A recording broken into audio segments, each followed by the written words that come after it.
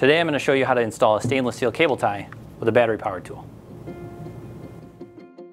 So the first step in installing a stainless steel tie is making sure you've got the right tool for the job. I've got a battery platform PBTMT today that can do heavy, extra heavy, and super heavy ties. We're going to be installing 3 extra heavy ties, so I've already got it set to 5, but if we needed to adjust that, we just unlock the slide and send it up the scale.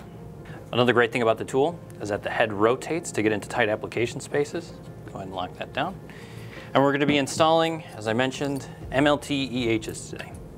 And they've got the great same rounded edges as their standard and heavy counterparts, which protect the installer, but also the cable bundle itself. And even though we might not need it, we're going to wear some PPE too.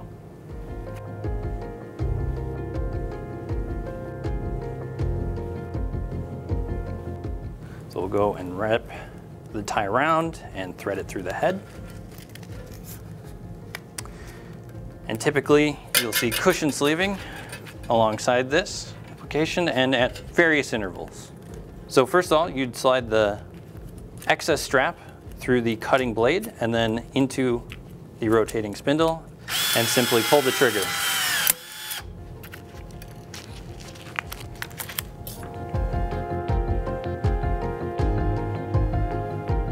Same thing, easily thread the tie through.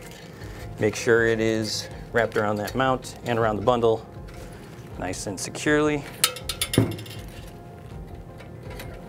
And finish it off with the tool. Now you'd typically mount on a ladder rack every foot or so, maybe 16 inches, maybe 9. All depends on the application and the engineering requirements at hand. And we would highly advise cushion sleeving in this type of diagonal installation